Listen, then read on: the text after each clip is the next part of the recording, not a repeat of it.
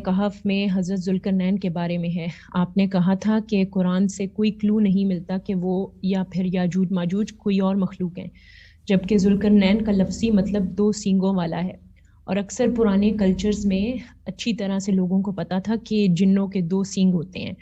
और फिर ऐसे कौन से इंसान हैं जो आयरन और कॉपर की दीवार नहीं तोड़ सकते? हमें अब मालूम है कि इन दो मेटल्स की इंटरेक्शन से इलेक्ट्रोमैग्नेटिज्म का फिनोमेनन भी जनरेट होता है।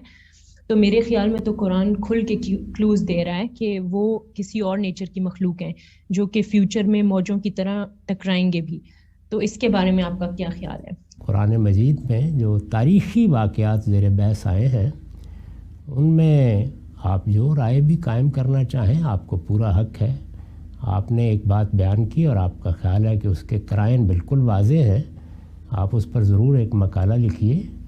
हम तालिब इल्म लोग हैं, इस्तिफ़ादा करेंगे, लेकिन मेरा या उस्ताद इमाम का और बहुत से दूसरे अहले इल्म का नुक्ता नज़र ये है कि ज़ुल्करनैन इंसानी थे।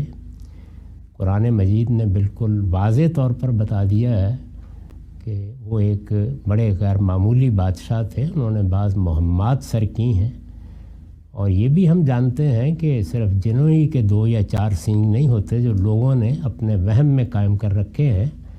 ख़ुद खुरस के, जिनके बारे में ज़्यादा गुमान किया जाता है कि वो ज़ुल्करनैन थे, इसी तरह के ताज बनाए गए थे। तो ये बहुत सी चीज़ें हैं जिनके कराइन हैं, लेकिन ये कि उससे मुराद क्या फ़िलवाक़े खुरस ही हैं जो ईरान के एक बड़े हुक्मरान हुए हैं जिन्होंने बनी इसराइल को निजात दिलाई। और सवाल भी बनी इसराइल का है जिसके जवाब में ये सारी बात हुई है। तो उसमें ऐसा कोई करीना मेरे इल्म में नहीं आ सका कि जिसकी वजह से मैं ये कहूँ कि वो कोई जिन्नात थे। नहीं, वो इंसान ही थे। वो इंसान की हैसियत से तारीख़ की कौन सी शख्सियत है, इसमें लोगों में इख्तलाफ है। अब तक का हमारा रुझान यही है।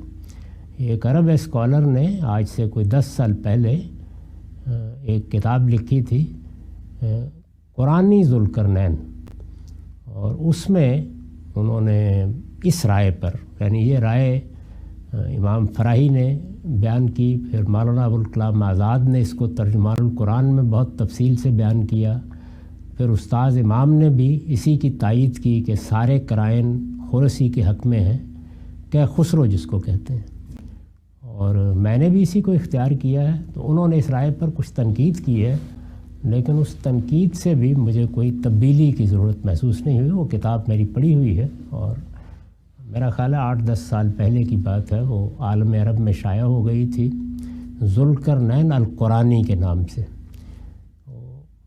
मुझे ये मालूम नहीं कि वो किसी दूसरी ज़ुबान में तर्जुमा हुई है या नहीं हुई हो तो उसको भी आप पढ़ लीजिए। उसमें ये बड़ी तफसीली बहस है और मौलाना अबुल कलाम आज़ाद और इमाम फ़राही ने जो राय कायम की उस पर भी उसमें बड़ा तफसीली कलाम किया गया है।